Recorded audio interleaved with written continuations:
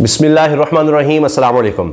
हुकूमत के हाथ पांव फूल चुके हैं और अब इन्होंने स्टीयरिंग से ही हाथ उठा दिए हैं। टाइटैनिक का किस्सा तो आपने सुना ही होगा। अब ये ऐसे है कि एक बहरी जहाज़ है, या हम मुल्की की बात करें तो अब हुकूमत ने अपने हाथ खड़े कर दिए हैं कि जनाब बड़े ही अब इस चीज़ को संभालें, और हम जो करने आए थे वो तो हमने कर लिया। मरीम नवाज साहिबा वापस आ रही हैं, उनके बेटे जुनैद सफदर साहब वो भी वापस आ रहे हैं और यहीं पर सेटल होने का उनका इरादा है, और अब सियासत को वो संभालेंगे, नून लीग को वो संभालेंगे। मुल्क का अल्लाह हाफिज है और मुल्क को पूरी तरह से आर्मी चीफ के हवाले कर दिया गया है। आप देखिए, आर्मी चीफ इस वक्त सऊदी अरब के दौरे पर हैं और यूएई का भी दौरा उनका कहा जा रहा है कि है, दोनों ममालिक उन्होंने दौरा करना है। और पूरी की पूरी हुकूमत ने, पीडीएम ने तमाम अपनी उम्मीदें अब आर्मी चीफ से बांध ली हैं कि वही कुछ करेंगे। कम से कम $3 अरब उनका ख्याल है कि आर्मी चीफ लाने में कामयाब हो जाएंगे। वो करें तो करें, अब हमसे कुछ नहीं हो सकता। शहबाज शरीफ ने मिन्नतें शुरू कर दी हैं, और जिस तरह वो कहते थे मैं भिखारी नहीं हूँ, भीख मांगने नहीं आया, आप समझेंगे कि मैं मांगने आया हूँ, लेकिन मजबूरी है। तो उनकी तो स्ट्रेटजी यही रही है। अब उन्होंने कोशिश ये की है कि ये काम आर्मी चीफ को सौंपा जाए कि जाएं और दूसरे ममालिक से रकम इकट्ठी कर सके, क्योंकि इनके पास कोई स्ट्रेटजी नहीं है। अब हुआ यह है कि पाकिस्तान की इंडस्ट्री 50% बंद हो चुकी है। जी हाँ, बंद हो चुकी है, ये मेरे अल्फाज नहीं है। अभी प्रेस कॉन्फ्रेंसेस करके इंडस्ट्री के जितने भी कर्ता धर्ता है उन्होंने बताया है कि अगर हम अब किसी से ऑर्डर मांगने जाते हैं तो आगे से कहता है कि तुम तो $500 की एलसी नहीं खोल सकते, यानी $500 के लिए भी आपने करना हो तो बैंक आपको इजाजत नहीं दे रहा, तो आपको हम अरबों डॉलर का कौन देगा, आपको करोड़ों डॉलर के कौन आपको कारोबार देगा, ऑर्डर्स कौन देगा। तो लिहाजा उन्होंने कहा है कि बहुत बुरा हाल है, हम पर कोई इतबार करने को तैयार नहीं है। जिस हालत में मुल्क को पहुंचा दिया है, अब सालों लगेंगे, सालों, और कहते हैं पता नहीं कितने साल लगे यहां से निकलने में, हमारी क्रेडिबिलिटी जीरो हो गई है। कमाई इस मुल्क में क्या होनी थी। अब आप जानते हैं कि 80 रुकनी लगभग काबीना है और वो फारिग बैठी हुई है, सिवाय इसके कि पैसे कमाओ, दौलत बनाओ, बाहर के टूर्स लगाओ, मौजे करो, इसके अलावा उनका और कोई काम नहीं है। मुल्क को डूबता छोड़ दिया गया है। मैं आपको बता रहा हूं, मुल्क को डूबता छोड़ दिया गया है, क्योंकि इन्होंने प्लान ये बनाया कि अच्छा हमारे लिए तो मसला नहीं, हम बाहर चले जाएंगे।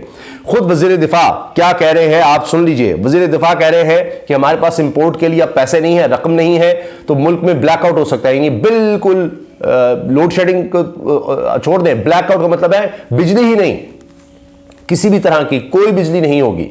यह आपका वजीर दिफा कह रहा है मोहम्मद मालिक साहब के प्रोग्राम में। तो आप देखिए 9 महीनों में इन्होंने मुल्क को कहां पहुंचा दिया है। कह रहे हैं कि मुल्क में मुकम्मल अंधेरा होगा, दुकानें, फैक्ट्रियां सब बंद। ये ख्वाजा आसिफ के अल्फाज है, आप सुन लीजिए। देखें, ये जो एग्जिस्टेंशियल थ्रेट है इस वक्त, हमारे पास जो है इंपोर्ट करने के लिए पैसे नहीं है। अगर ब्लैकआउट हो जाएगा, सारे पाकिस्तान में ब्लैकआउट हो जाएगा, हमें उसकी पॉलिटिकल कॉस्ट भी बेयर करनी पड़ेगी, लेकिन दुकानें भी बंद हो जाएंगी, कारखाने भी बंद हो जाएंगे, मार्केटें भी बंद हो जाएंगी, सब कुछ बंद हो जाएगा। सुन लिया आपने, वो कह रहे हैं हमें पॉलिटिकल कॉस्ट पे करनी पड़ेगी, सब कुछ बंद हो जाएगा, हर चीज बंद हो जाएगी। उनको कोई मसला ही नहीं है जैसे। तो ये तो इनकी प्लानिंग है, ये इनकी प्लानिंग का हाल है। अब ये क्या कह रहे हैं, ये कह रहे हैं कि जनाब हम तो फारे हैं, इन्होंने तो कुछ नहीं किया। यानी 80 रुकनी काबीना, पाकिस्तान की सबसे बड़ी काबीना, इन्होंने किया क्या है, बर्बादी की है। यकीन जाने अब लोग ये कह रहे हैं कि इसहाक डार या ये जिस तरह से पीडीएम ने मुल्क चलाया 9 महीने में, ये कुछ ना करते तो इससे बहुत बेहतर चल जाता, कुछ ना करते तो।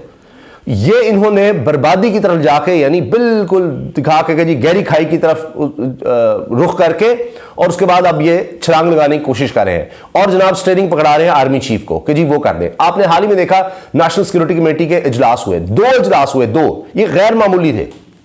और उसके बाद जो एलामिया आया उसमें अब देखिए मईशत की किस तरह बात की गई थी कि मईशत के बगैर पाकिस्तान का दिफा मजबूत, मईशत होगी तो दिफा मजबूत होगा, तो वरना दिफा कॉम्प्रोमाइज हो रहा है पाकिस्तान का।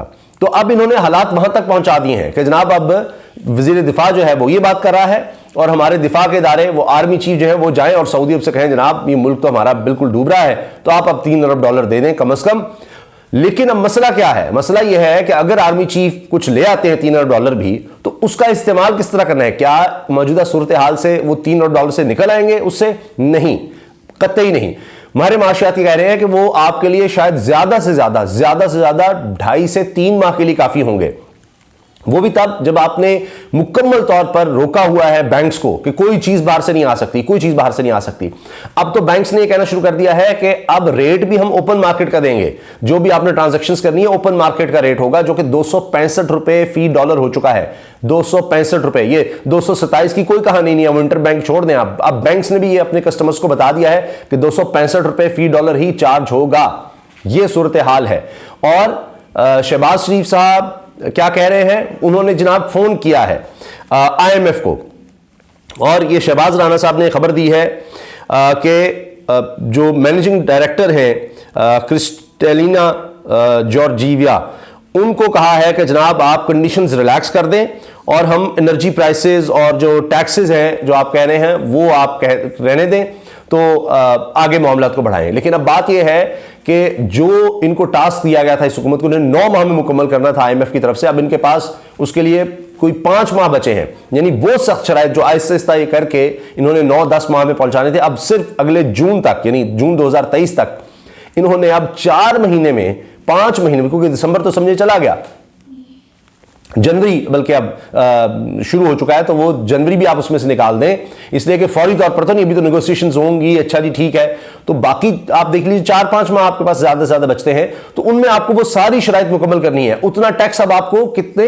यानी जो आपने जब पहले नेगोशिएशंस हुई थी इसहाक डार कहने से पहले, वो आपने समझे 8-10 माह में पूरी करनी थी, उतना टैक्स इकट्ठा करना था। अब आपको 4 महीने में उतना टैक्स इकट्ठा करके दिखाना है, वरना आपको कोई IMF की किस्त नहीं मिलेगी। IMF की किस्त मिलेगी तो अब ये सऊदी अरब भी बड़ी मुश्किल है, इसीलिए शायद उधर आर्मी चीफ कोशिश कर रहे हैं, तो इधर उनको समझाया कि तुम भी कुछ कर लो। तो शहबाज शरीफ ने फोन किया है जनाब IMF को और उनसे कहा है कि कुछ शराइत आप नरम कर दें ताकि हम ये प्रोग्राम आगे बढ़ाएं, फिर ही शायद कोई रकम दे सकेगा। तो वो अब मिलते हैं, अल्लाह करे मिल जाए, लेकिन वो 2.5-3 माह के लिए होंगे, क्योंकि इनके पास कोई डायरेक्शन नहीं है, कोई समथिंग है। फैक्ट्रीज, कारोबार बिल्कुल इन्होंने बंद कर दिया है, हर चीज खत्म करके रख दी है। और अब हो क्या रहा है, अब मिन्नतें हो रही हैं। अब इन्होंने सारा ये कहा है कि जनाब आर्मी चीफ हमें बचा लो, आप कुछ कर दो। पहले नेशनल सिक्योरिटी कमेटी के इजलास में कुछ होता रहा और इनके पास बताने के लिए कुछ नहीं था। इसहाक डार आप देखिए, उनकी कारकर्दगी सिफर, गलत अदाद-ओ-शुमार देते रहे। और राणा सनाउल्लाह बैठते हैं तो उनके पास ऑडियो वीडियोस इमरान खान इमरान खान इमरान खान, इसके अलावा कुछ नहीं है। सारा सिस्टम इमरान खान के पीछे लगा हुआ है। वज़ीर खारजा दूसरी दफा आते नहीं, क्योंकि पहली दफा उनको बेसिक चीजें नहीं पता होती खारजा अमूर की, बिलावल भुट्टो को। तो ये जनाब सूरत हाल है। उससे पहले कोर कमांडर्स जो इजलास हुआ 2 दिन जारी रहा, जाहिर है उसमें सारी सूरत हाल देखी गई होगी, उधर भी पता लगा होगा कि जनाब ये तो मुल्क को बिल्कुल बर्बाद कर रहे हैं। तो अब वो जाहिर है एस्टैब्लिशमेंट पर भी वो सारी चीजें आएंगी कि ये क्या कर दिया गया, पूरी सपोर्ट सारा कुछ, उसके बावजूद ये क्या हालात हो गए हैं, किस तरह इससे निकलना है। तो अब फौरी तौर पर इनको निकालने के लिए जनाब कुछ महीने, कुछ हफ्ते गुजारने के लिए आपको $3 अरब चाहिए, और उसके लिए अब सऊदी अरब और UAE से इन्होंने उम्मीदें लगा ली हैं। और आर्मी चीफ, क्योंकि खुद ये नाकाम हो चुके हैं और ये इनके पास आखिरी उम्मीद है जी आर्मी चीफ गया है तो वही कुछ ले आएगा, तो हम फिर कुछ अरसा गुजार लेंगे। अब इन्होंने ये सोचा है कि इलेक्शन तक किसी भी तरह हम इसी तरह से काम चला लें, उसके बाद देखी जाएगी जो भी होगा। तब तक हम तो अपने जितना जो करना कराना है वो तो कर लें। ये हालात हो गए हैं। ज़र मुआवजा के ज़खायर मजीद नीचे चले गए हैं, $5.5 अरब पर आ गए हैं। अभी $1 अरब वापस भी करना है बैंक्स का। कोई इन पर ट्रस्ट करने को तैयार नहीं है। मीडिया में अगर आप देखेंगे ऐसा जबरदस्त मैनेज किया हुआ है कि इमरान खान के दौर में जहां 9% महंगाई थी, रोजाना आप शोज देखते थे, लेकिन अब आप देखिए 25% महंगाई पर आपको उस तरह आपको नहीं मिलेगा जिक्र होता हुआ, उस तरह ट्रांसमिशन ही मिलेंगी कि जनाब अब ये रेट है, ये रेट है। इतने खौफनाक मनाजिर आ रहे हैं कि अब आटे पर लड़ाई हो रही है।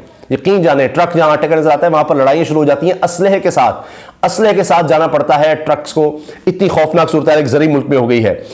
मेहताब हैदर सीनियर जर्नलिस्ट है, ये कह रहे हैं द न्यूज़ में, उन्होंने कहा है कि जी 50 से 70% फिक्स्ड रेट लगाने की कोशिश हो रही है बैंकिंग सेक्टर से जुड़े प्रॉफिट्स पर, यानी ये बढ़ाने की कोशिश हो रही है यानी टैक्सेस को। घी, कुकिंग ऑयल ये अब और ज़्यादा महंगा होने जा रहा है, ये खबर भी सामने आ गई है।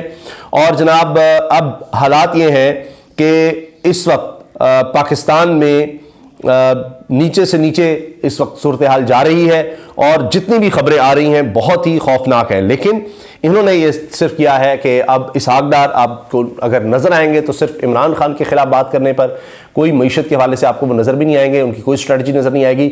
सब कुछ इन्होंने आर्मी चीफ पर छोड़ दिया है कि वो कुछ लाएंगे तो 2-2.5 माह गुजर जाएंगे और वो भी इन्हीं हालात में गुजरेंगे।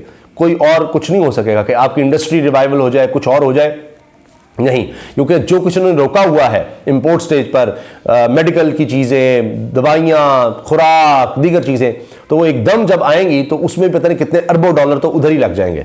और अभी कितनी रकम हमने वापस करनी है, लगभग 8 अरब डॉलर अगले चंद माह में वापस करने हैं। तो अब आप सोचिए कि कहाँ से ये आएंगे, किस तरह ये करेंगे।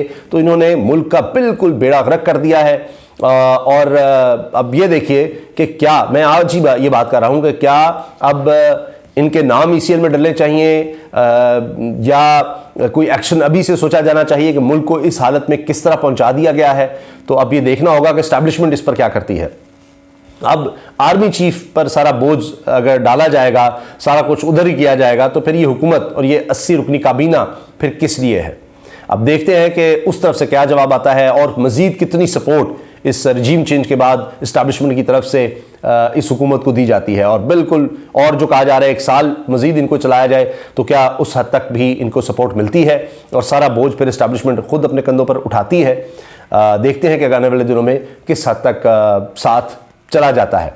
बाकी शेख रशीद की बात देखें, शब्बर जैदी को देखें, वो तो जल्द अज जल्द इलेक्शन देख रहे हैं। वो समझते हैं कि और कोई हल नहीं है, इस्तेहकाम आ ही नहीं सकता जब तक पॉलिटिकली आप स्टेबलाइजेशन नहीं लेकर आएंगे, और वो इलेक्शन के बगैर मुमकिन नहीं है। ये रियलाइजेशन भी लग रहा है कहीं ना कहीं इस्टेब्लिशमेंट को हो रही है। इजाज़त दीजिए, अल्लाह हाफ़िज़।